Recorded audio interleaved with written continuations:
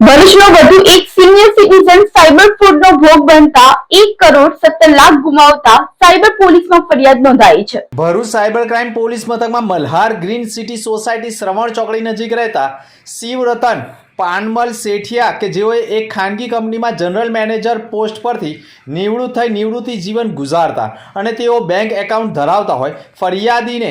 NB security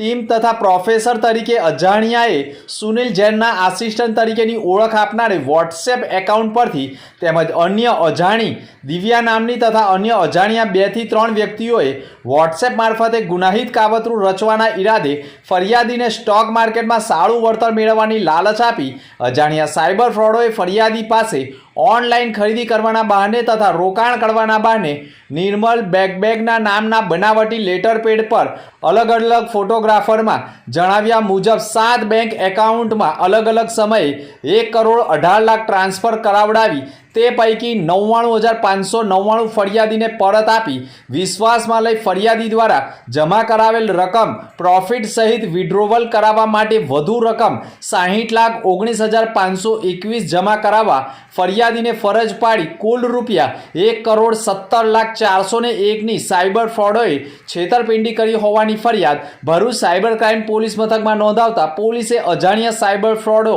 ભેજા બાજો સામે ગુનો દાખલ કરી તપાસ શરૂ કરી છે।